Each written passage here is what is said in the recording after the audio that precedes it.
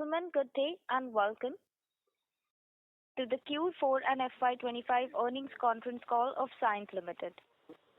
As a reminder, all participant lines will be in the listen-only mode, and there will be an opportunity for you to ask questions after the presentation concludes.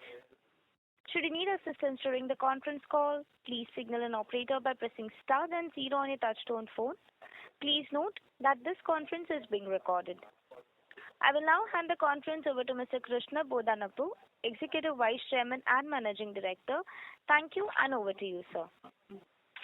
Thank you very much, and good evening, ladies and gentlemen. Welcome to Cyient Limited's earnings call for the fourth quarter of financial year 2025. I'm Krishna Bodanapu, Executive Vice Chairman and Managing Director, and present with me on this call are Mr. Sukamal Banerjee, Executive Director and Chief Executive Officer, and Mr. Prabhakar Atla, President and Chief Financial Officer. I would like to mention that some of the statements made in today's discussions may be forward-looking in nature and may involve risks and uncertainties. A detailed statement in this regard is available on our investor website, which has been emailed to you and is also posted on our corporate website. This call will be accompanied by an earnings call presentation, the details of which have already been shared with you. As we delve into the highlights for the quarter, I will first share a few brief updates with you. Q4, as you would have seen the numbers, was a tad bit lower than what we had anticipated. I just quickly want to provide some color on this. The quarter had started off quite well. We were quite confident of a reasonable quarter. The good news still continues that a lot of the deals that we have won continue to be in a ramp-up phase. A lot of the existing customers are doing quite well, which is also reflected in the growth of the top 10 and the top 20 customers. Having said that, we did have a bit of a bump in the third month, which is March. March was softer than what we anticipated, given some of the global uncertainties that are going on. Given some of the global uncertainties that are going on. We do not see any significant challenge because of this. Our customers still are very committed to their programs. The programs that have been awarded will continue to start during the course of the next few months. But what that has done is put a little bit of a kink in our Q4 numbers and will also lead to a softer start to the quarter in Q1.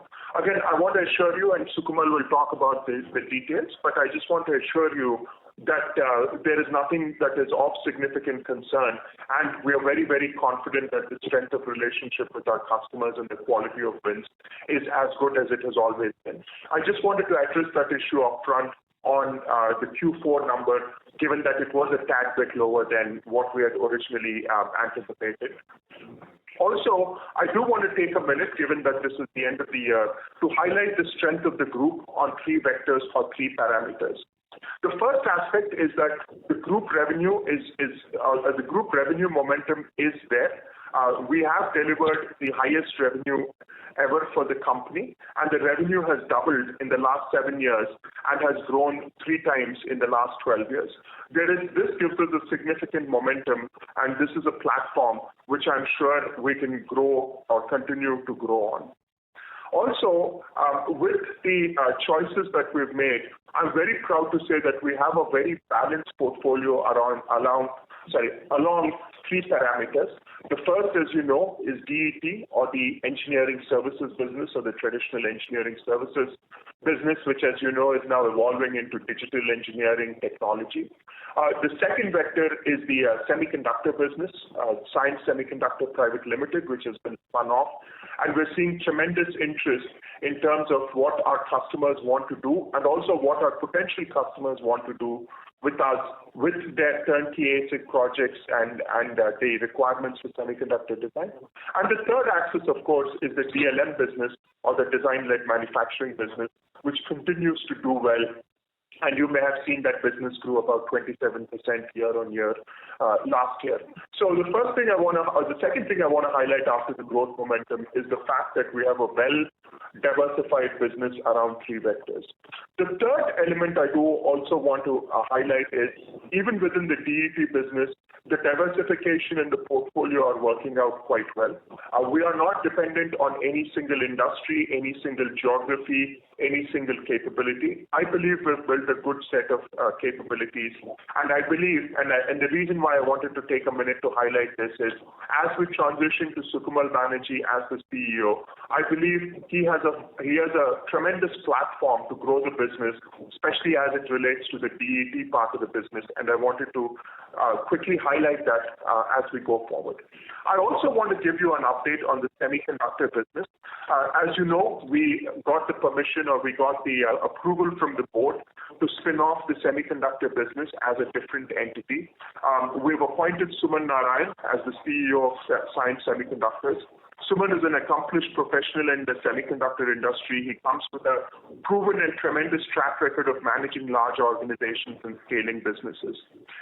His expertise is in the semiconductor industry, and I'm quite confident with Suman's leadership that business will grow, and that, like I said, we're seeing tremendous interest from our customers and, more importantly, from our potential customers in terms of what they want to do with us.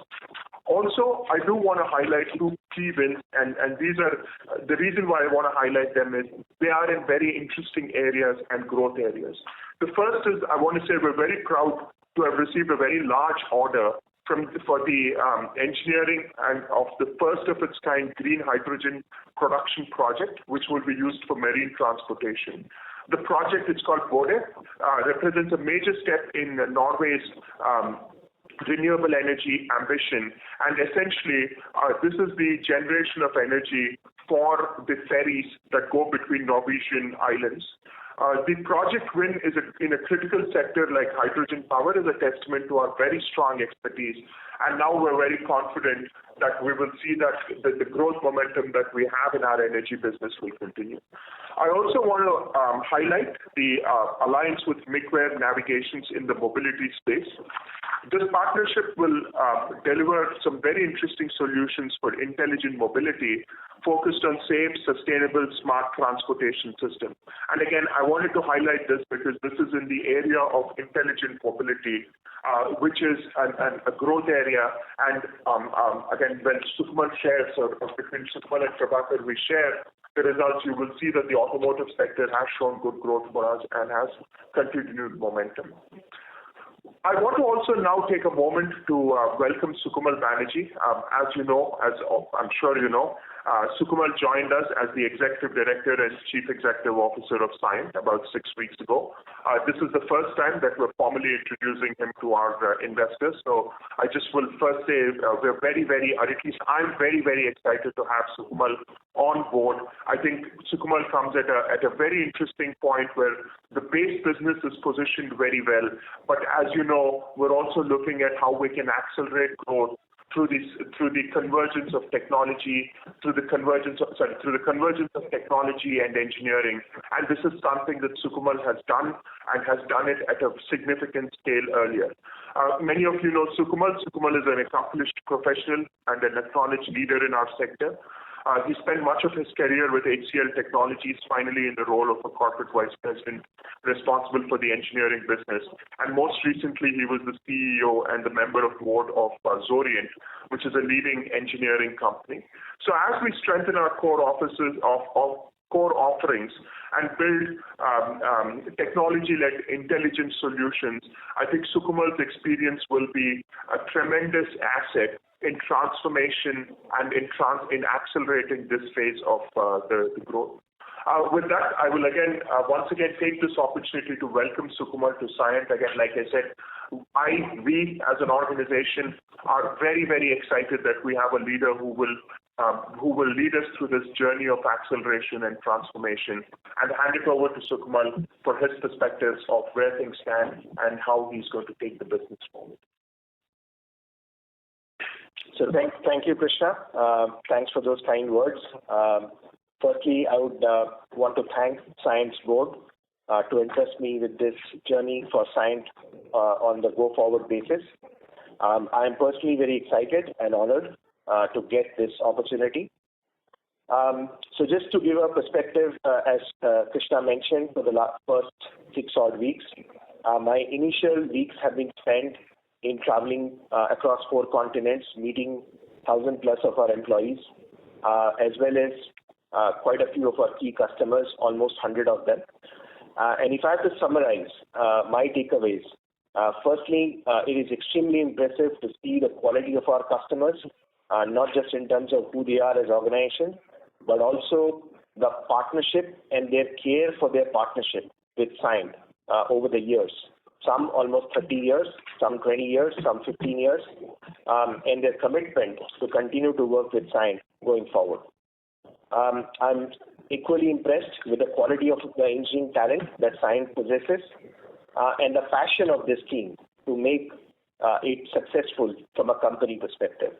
Not to mention, like Krishna highlighted with a couple of examples, deep knowledge in the vertical markets that we operate in, which again is of significance as we build for the future.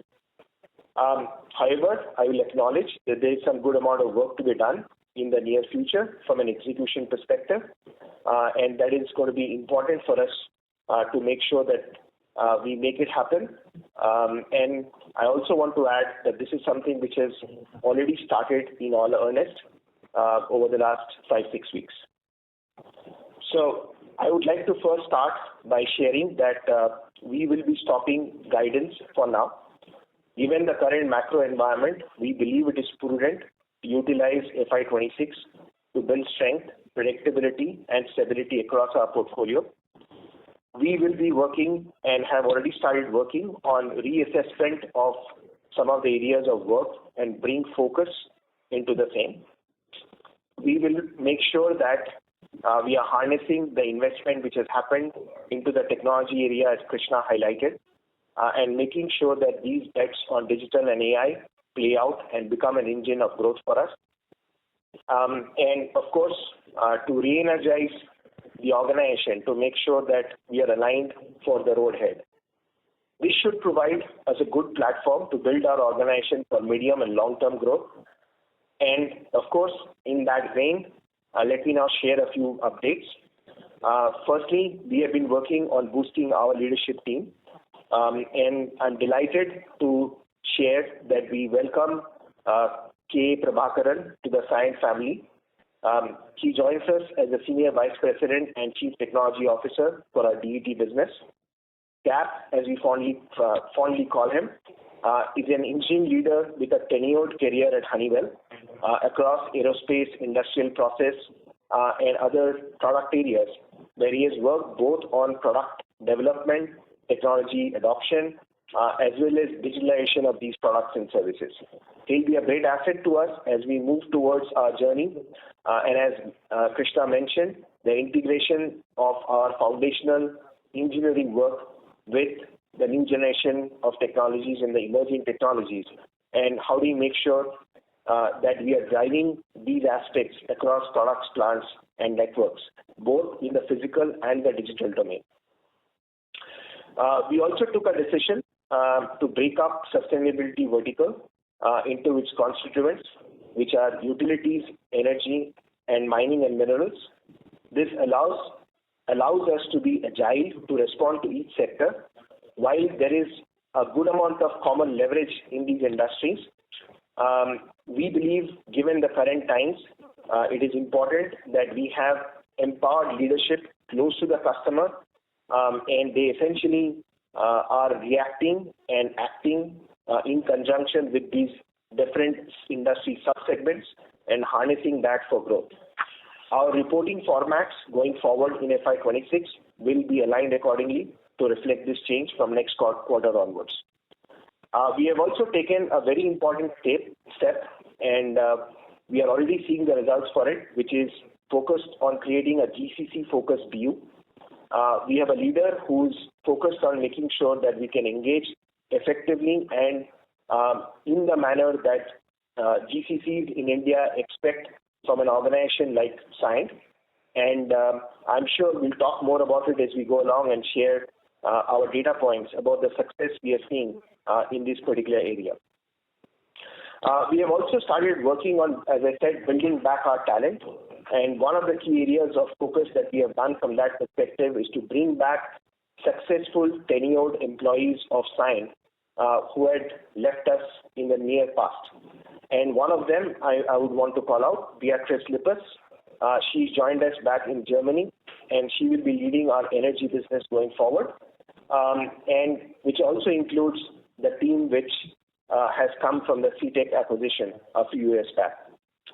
So with those initial remarks, let me just say that we are working very hard over the next few months to create a comprehensive go-forward plan while we work on these tactical changes and realignments, which will make sure that we improve performance in terms of outcomes at the earliest, and more importantly, make it stable and predictable.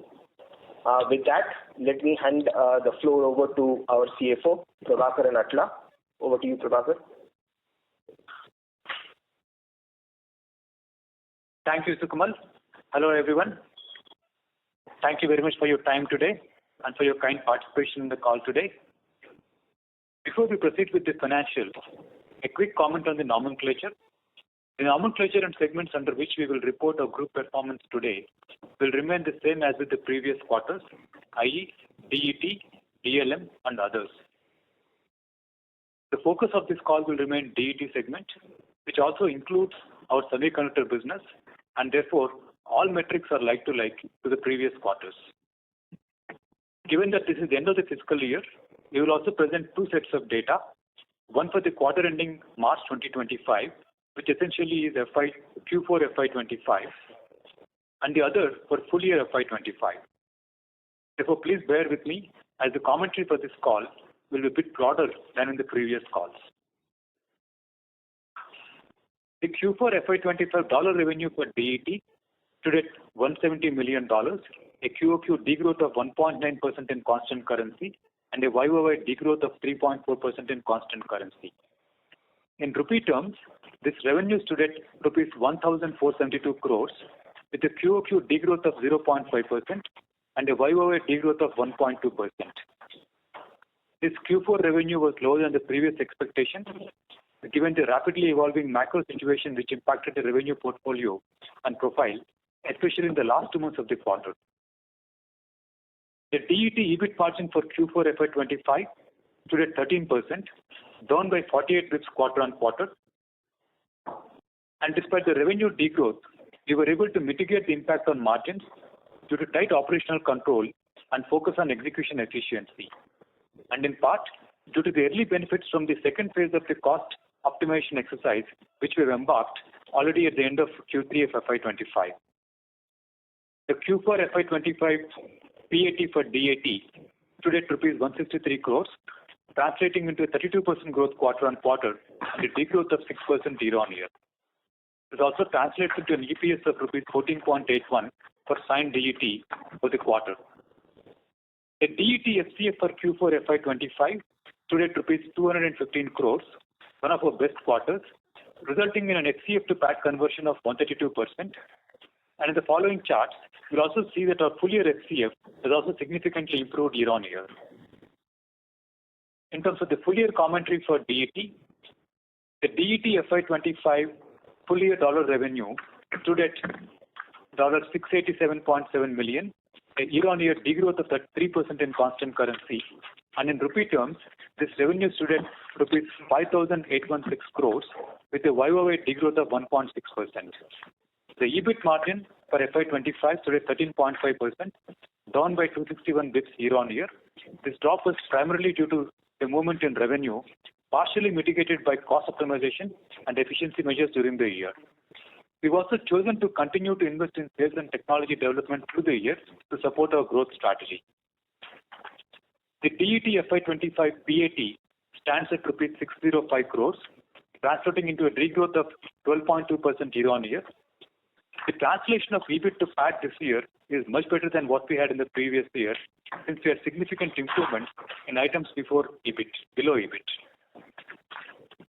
The DET FY25 free cash flow stood at rupees 800 crores, our best ever, with an improvement of 45 crores year-on-year, resulting from our continued focus on cash generation. Moving on to the group numbers. The group numbers are a combination of all three segments we have, including Cyient DLM. As regards full year numbers for the group, in rupee terms, the revenue for group stands at rupees 7,360 crores at a growth of 3% year on year. This is the highest ever revenue for the group, and Krishna had made a comment on that already. The group PAT stood at rupees 622 crores, representing a degrowth of 15.4% year on year, and the FCF at rupees 688 crores has also improved significantly by 6% year on year. On reflection of FY25 performance for DET, we believe that we have three significant takeaways for us. The first obvious takeaway is that DET revenue and EBIT were below the previously guided views and expectations. We had a strong FY24 with 12.6% revenue growth and 31% earnings growth year on year, and with a soft FY25 to follow. Sukumal and Krishna has provided their views already on what we see ahead of us in terms of growth and potential. The second takeaway we have is that our cost control and efficiency improvement playbook has been very effective in managing the impact of revenue movements on EBIT. And the third key takeaway we have is that our focus on cash conversion and cash management has worked very well for us. We have strengthened our cash balance and reduced our debt exposure significantly in this year. As you know, at the end of FY25, our cash position is the highest ever we've had at $157 million for DET, and the FCF for DET was rupees 800 crores, up by 45 crores year on year. At the same time, we've also cleared all our long-term debts within the year, essentially meaning that DET is now a long-term debt-free business. Therefore, as we exit FY25, we believe that we have an efficient, stable, and proven framework of cost and cash management, which we believe are critical to navigate the current uncertain macroeconomic scenario and to explore and exploit opportunities as we see them under the strong leadership of Sukumal. We're also very happy to announce a final dividend of rupees 14 per share, Indian rupees 14 per share, which translates into a full year dividend of Indian rupees 26 per share. Lastly, as you're aware, as Krishna commented, we have recently concluded the carve-out of our subsidiary CSPL, Cyient Semiconductor Private Limited, and as previously communicated, CSPL financials will be reported as a separate segment starting Q4FY26 onwards. With this, I'd like to thank you again for your time and for your steer and support as we navigated a challenging FY25. And I will now hand over the call back to the moderator to initiate the Q&A. Thank you very much. We will now begin the question and answer session. Anyone who wishes to ask a question may press star and 1 on the touchtone telephone. If you wish to remove yourself from the question queue, you may press star and 2. Participants are requested to use handsets while asking a question. Ladies and gentlemen, we will wait for a moment while the question queue assembles.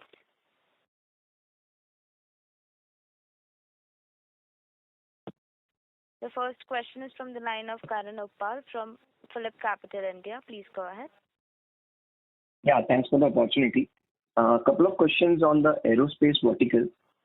So one of our large customers in aerospace has given a profit warning due to the impact of tariffs. And also US airlines last month have given profit warnings due to weak travel demand. So how is it impacting the aerospace, especially on the MRO side? That's the first question. I think that's a very good question. I think right now we're not seeing any significant impact on the aerospace side. I think we will start to see some of that as we go forward, but at least as we see, because a lot of the work that we do that relates to MRO is based on flying hours. The flying hours have not really decreased very significantly. So in that sense, the impact is quite minimal at the moment. Okay. Secondly, on the green hydrogen deal, if you can comment what is the size of the deal and whether it will move the needle for the sustainability vertical, and has it already ramped up or is it expected to ramp up in next couple of quarters? I think we haven't really announced the size of the deal, but I'll say it is meaningful. It does have an impact on the energy vertical. I'll just Also, if I may just clarify to what Sukamal said, the sustainability vertical going forward will speak about it in three pieces, which is minerals and mining, energy, and utilities and geospatial, because that's the more meaningful way of looking at that business. But anyway, with that caveat, it will be significant for the energy business, and the ramp-up is in the process of happening. And we're already seeing we're seeing the first of the revenues. We'll continue to see that over the quarters. But it is a meaningful deal for the overall business, not just for sustainability or for energy. Okay. And last question, Krishna, is on the pipeline. So in last couple of months, due to change in the macro, have you seen any impact on the pipeline? Is it taking more time to close deals? And within the pipeline, which segments are you seeing more traction? Sukamal, will you take? Yeah, sure. So in terms of has it modified our pipeline or changed our pipeline, the answer would be no, because stress also creates an opportunity to create pipeline of a different nature. But has it caused or created a pause in decision making? The answer is yes. Okay, thanks, and all the best. Thank you. The next question is from the line of Sandeep Shah from Equirus. Please go ahead. Yeah, thanks for the opportunity. Congratulations, Sukamal. The first question to you, sir. I think Cyient always had a very great quality of clients as well as good capability. But somehow the growth volatility on an organic basis, YOY, has not been so great. And there are been an issue in terms of predictability of the growth at the start of the year and what we deliver at the end of the year.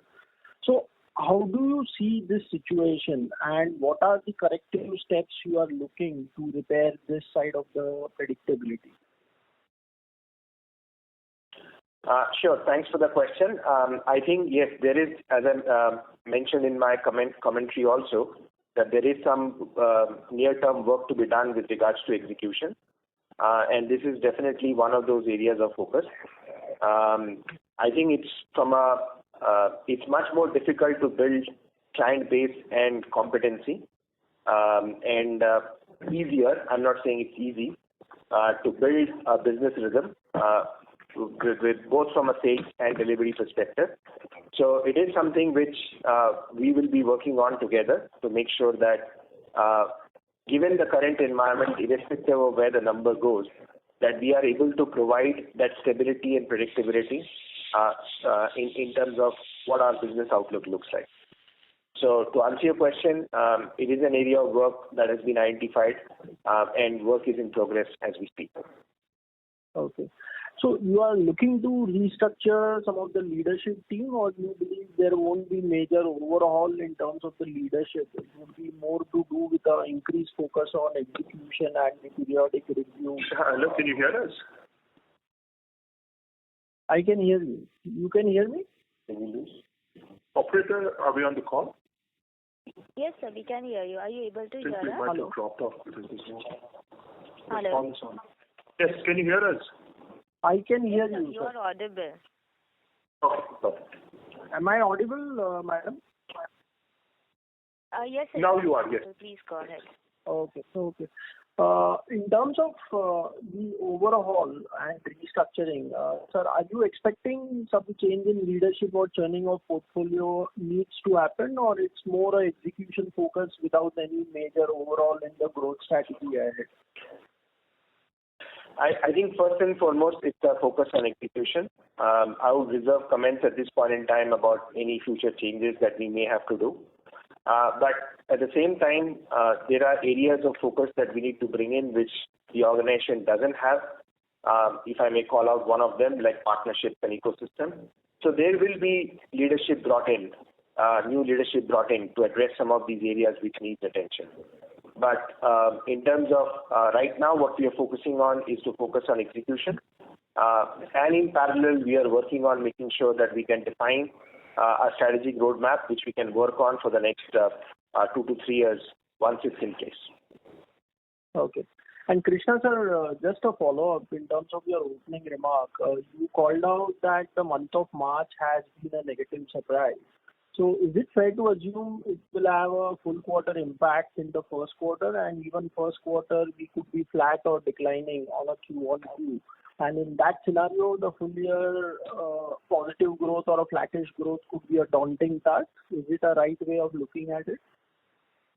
So I think, in all fairness, there will be some of that impact that will be felt in Q1. I think, again, I just want to reiterate that it's not something that's a very significant and a sustained impact. I think it was really a few projects that got pulled out or got put on hold to start execution or etc. So I'll say there will be an impact on Q1. Again, I will, if you pardon me, I will again reiterate that it's not a major or a massive impact. It is an impact.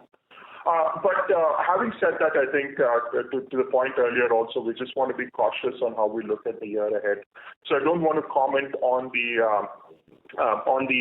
whole year at the moment, and that's why.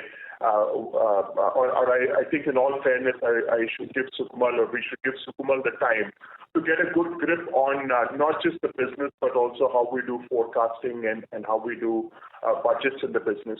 So in that context, I just want to say, yes, there will be an impact in Q1, but not a significant or a crisis level impact for sure. There will be a little bit of a impact, but from a year perspective, I would rather not comment, because I would rather that Sukamal gets his handle on the operations.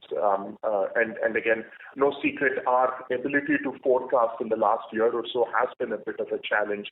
So I don't want to forecast when I'm not confident that we've overcome that forecasting challenge. But from a business perspective, if I look at what our clients are telling us, if I look at our pipeline, if I look at the confidence of the sales team, I'm not overly worried on how the year will pan out. Okay. And just a follow-up, can you give some commentary segment-wise or industry-wise in terms of DET demand entering FY26? Because tariffs may lead to a supply chain disruption in many of your verticals where you focus. So will it lead to delay in decision-making in many of the sectors? So can you brief in terms of the growth outlook across most of your industry segments? And second, on margin, Prabhakar sir, just wanted to understand, last time you were saying by Q4 of FY26, we can reach back to closer to 16% kind of a margin, which we want to sustain. Whether that assumption still remains true, or it has been postponed further because of the macroeconomic issues? So I'll take the first part, which is in terms of sub-segment wise momentum. We definitely have some of the areas which has grown healthily in the last year.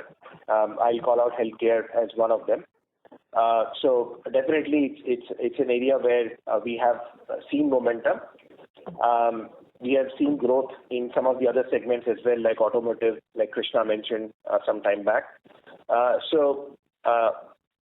In terms of going into FY26, we have a few segments which are coming in with momentum.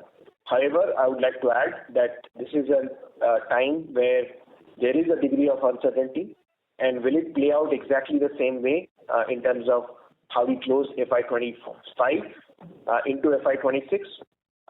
While we are reasonably confident, but we cannot say for sure. It will need some work and some more time for us to be able to talk specifically about segments and their growth. Prabhakar? See, on the question of margin, three things I'll say. The first is, part of my repetition of what I said, the cost management framework that we had was very effective for us in FY25 and also in FY24, as you know. The second thing I'll say is that we intend to continue with wage hikes to our colleagues and associates, which is what we will do in FY26. The third thing I'll say is that we'll be a lot more prudent and focused on investments we will make in the current year towards outcomes.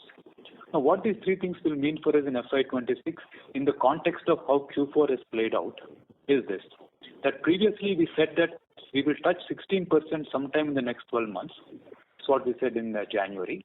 But we may have to recalibrate this to touching and even staying steady at 15% over the next 24 months. This is the current outlook, but as we navigate the following quarters, we will see what further updates and upgrades we can make to the margin trajectory. So is it fair to assume now we are looking at 15% as a margin target over the next 24 months versus 16% earlier? All we are saying is this, that these three things we will manage: the cost, the wage hikes, and the investments. And we will look at a 24 months time frame to stabilize the margin trajectory at a number that is appropriate for the growth that we will deliver. So thanks and all the best. Thank you. The next question is from the line of Moesh Chandani from Ambit Capital. Please go ahead. Yeah, hi. Thank you for taking my question. So I wanted to discuss on the connectivity and the new growth areas because both of them have seen a sharp decline this quarter. So was that also just largely the macro impact in the latter part of the quarter, or was there something that you saw throughout the entirety of Q4? And has there been any incremental improvement here in the first 3-4 weeks of the new quarter? Okay. So I think in terms of connectivity and new growth area, yes, I think we saw broad-based uncertainty in the month of March.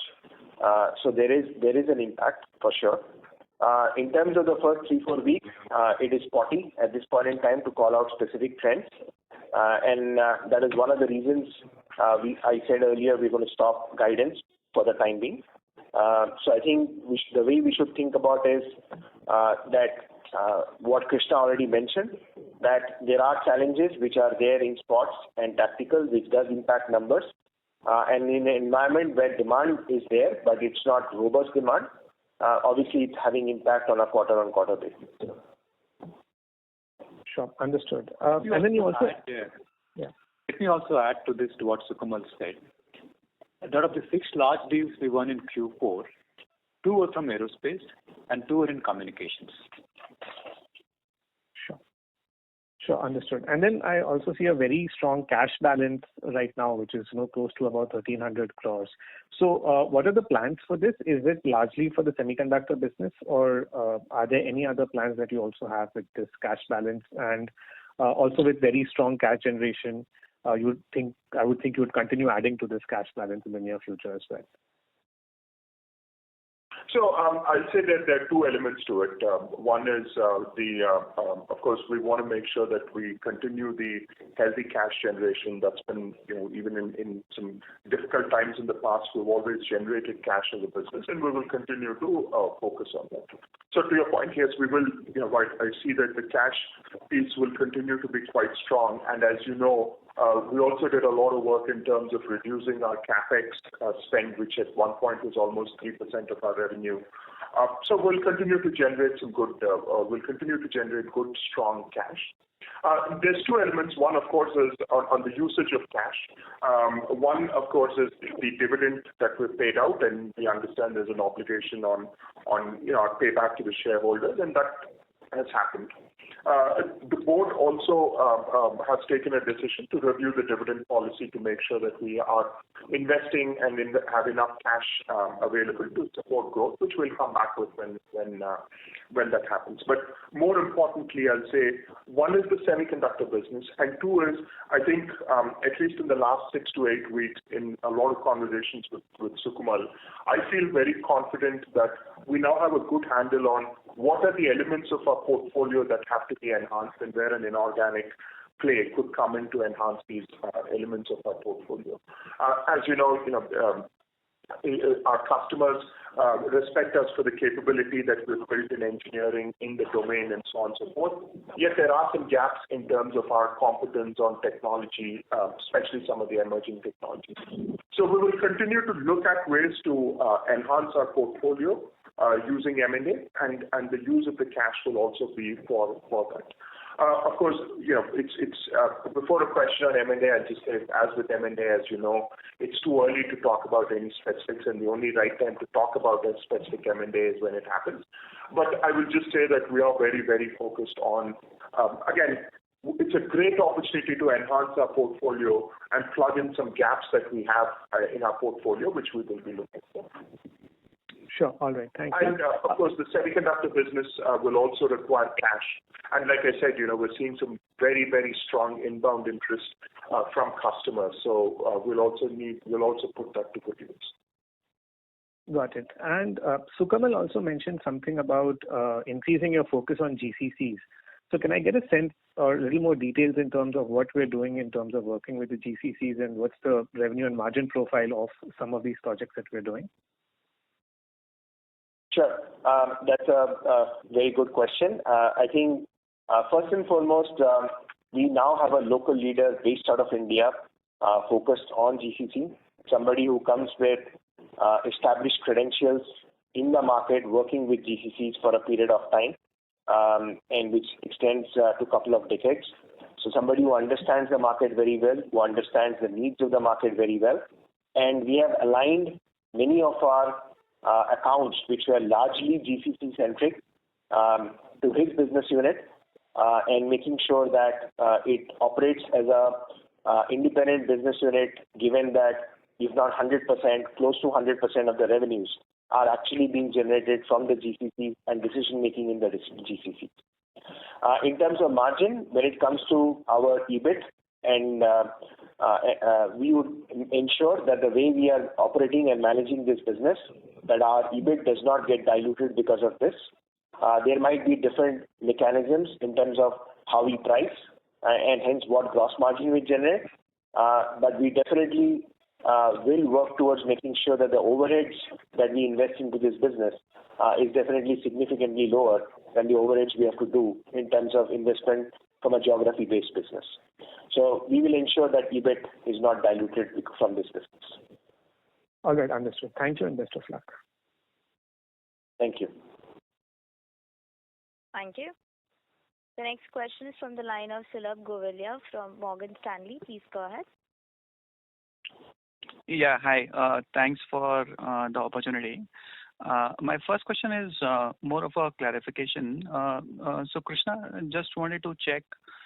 Maybe I could not hear it correctly, but in the presentation we mentioned that we expect the challenges or the uncertainties to last at least through the first half of FY26. So while in the comments that were made in the opening remarks, I heard that it is only 1Q. So just wanted to check what should we consider. I think it's just prudent to start with 1Q. I think it's too early right now. As you know, with uncertainties, the nature of uncertainty is it's hard to predict. So I'd say, I definitely say a 1Q we do have some challenges and uncertainties, but again, nothing to the level that we should be very concerned about. Yeah, the world is what it is, and we just need to work through. So I'd say we'll start with, I would imagine that through the quarter things will stabilize, at least from a macro perspective. From a company perspective, I'm not too worried about. So I'd say it's more a Q1 issue to start with. If that continues, we'll come back and let you know. Okay, understood. And the second is that this process of stopping the guidance. So just wanted to get clarity. Is this more temporary in nature, or it's going to be a permanent phenomenon from here on? And if it's temporary, then how much time should we expect that process to get back? Yeah, hi. So the guidance stopping we are doing is temporary. We will come back as to when we are going to reinstate guidance. If I may just comment on that from a board perspective, I think the board wanted to make sure that Sukamal has enough time before he can really comment and more than comment, I'd say commit on the business. I think in all fairness, we just need a little bit of time to bring that stability on how Sukamal is able to understand and articulate the nuances of our business. Again, we're coming off of a place where we did not have the greatest, or we do not have the greatest track record in terms of giving guidance. Therefore, we thought it was best, or the board, I'd say, this was something that the board also strongly recommended to us, to Sukamal, Prabhakar and me. So I think we just want to step back so Sukamal gets a complete handle, so we can be a lot more sharp and focused on the guidance or the range. Understood. Very clear. And then when I look at the numbers for Q4, the segmental performance, both from a vertical standpoint and geography. While from a vertical standpoint, we've degrown in most of the verticals except sustainability. From a geographical standpoint, most of the decline has come in from Asia. So just trying to understand, what's the nuances here.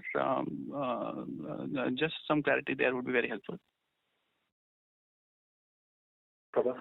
So, Sulabh, structurally, what you say is right.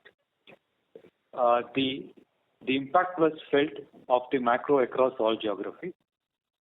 We were expecting to grow a lot more in North America than what you've seen in the current numbers. That's how it played out. Some part of the change in APAC was structural to that particular quarter, but otherwise the growth in North America was muted compared to what we thought it could be.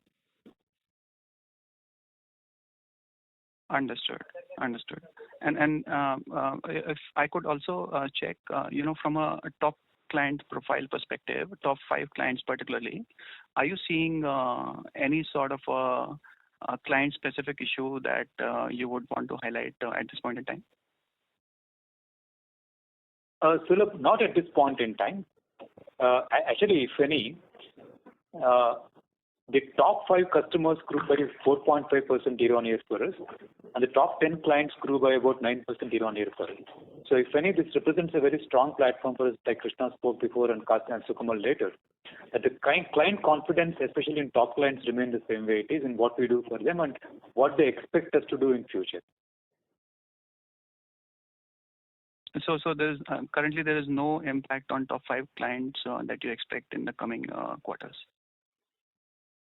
The impact was broad-based across the spectrum, but all I'm saying is on a full year basis, we still had a strong growth in top 5 and top 10 clients for last year. And I think to just add to that, I don't see that there's any structural change, because I think, especially in the last 6 weeks, we spoke to all of the top 5 as a part of introducing Sukamal. And I think it's quite clear that there isn't a structural change. I think what has happened is in May, with all the confusion, a lot of things got side-trailed or sidetracked. But I think in general, at least I feel quite confident having that conversation along with Sukamal that we are in a very strong place with all the 5. And to further quantify that, of the 6 large deals we have won, 3 came from our top 10 clients in Q4. Understood. Thanks for taking my questions.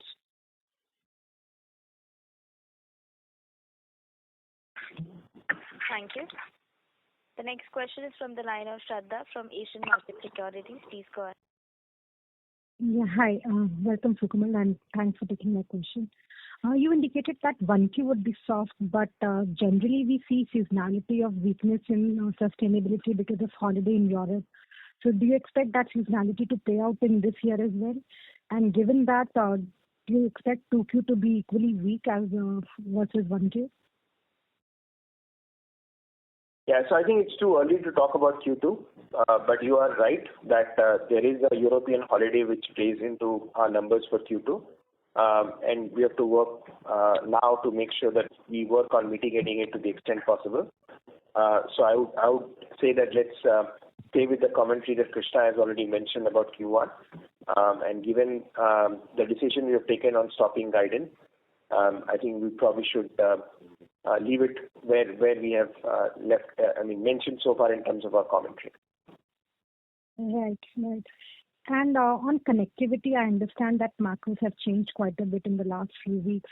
But during 3Q earnings call, we had suggested that we expect connectivity to grow in the second half of 26 based on the order book that you had in hand, and the execution of that was planned for second half. So do you expect any deferrals or delay in execution of those deals that have already been awarded to in communications vertical? I think we don't see any major change in what our customers are looking at. I think the deals that have been awarded, there have been some timeline issues or timing issues, but in general, we see that the deals that have been awarded, etc., are continuing. I think we also see a good amount of fiber that will continue to be designed and rolled out at least for the next couple of years. So we might have a timing issue here and there, but I don't see the Sukumal. And to give some color, especially with regards to March as well as to an extent Q1, we were renewing our contract with one of our major customers in connectivity, which has happened. And during that process, there was definitely some slowdown of new business being awarded. I think we are over that now with the contract being signed in April. Got it. And just if I heard it right, you mentioned that you are cutting down on the dividend payout. So any number that we would be looking at for the new dividend payout policy? No. I just want to say for right now, we hold with the policy. The board will review that during the course of the year. Again, that will only happen in conjunction with our ability to invest and grow. So it's a bit of we first need to also understand that side of the equation because, like I mentioned earlier, I mean, one of the great things about our business is we are a very, very solid cash generating business. So any adjustment, as they any adjustment that we will make to dividend will really be so that we see an opportunity immediately to invest that cash. Otherwise, we wouldn't do that. So my point is the board is very supportive of all initiatives, organic, inorganic, and the board is also very cognizant that they will make available to us the capital to make the investment. But any adjustment to the dividend policy will only happen when those investments are clear.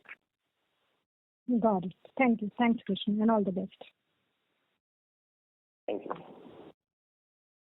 Thank you. Ladies and gentlemen, that was the last question for today. I would now like to hand the conference over to Mr. Krishna Bodanapu for closing comments. Thank you very much. And ladies and gentlemen, thank you so much for being here this afternoon with us. I understand that today is a busy day, so I really greatly appreciate you taking the time to speak to us. As I said, while Q4 was a bit of a challenging quarter towards the end, and of course a tad lower than what we had originally anticipated. I just want to reiterate that the business continues to be very strong. There are, and I'm also very proud and happy and very, very eagerly anticipating Sukumal's role as the CEO of Cyient because as you've already heard from him, Sukumal has a great understanding of the business, has a great understanding of the technology business and the engineering business. But more importantly, I'm very confident that Sukumal has a good understanding of some of the challenges that Cyient faces that need to be addressed, but more importantly of the strengths of the organization because we are still one of the largest engineering, one of the most highly regarded engineering and technology providers in the world, and that is because we deliver a great service to our customer. So I'm very confident that Sukumal will use that platform to significantly grow the business and significantly accelerate not just the strategy, but also the numbers. It will take a little bit of time. Again, I do want to be very cognizant that it's not an issue of changing strategy or changing tack. It's really an issue of just executing more diligently. So that means that the time is very short. We just need a little bit of time, but that's not a huge amount of time in the grand scheme of things. But I am confident where we are, and I'm also very confident that we will be back into a very strong growth mode in the coming quarters. So I just want to make sure that we commit that we communicate the confidence that the leadership team, I, and the board have in the business. So thank you very much for your support. Again, if there's any specific questions, we're happy to answer them later. But thank you, and we will speak again next quarter. Thank you. On behalf of Cyient Limited, that concludes this conference. Thank you for joining us, and you may now disconnect your line.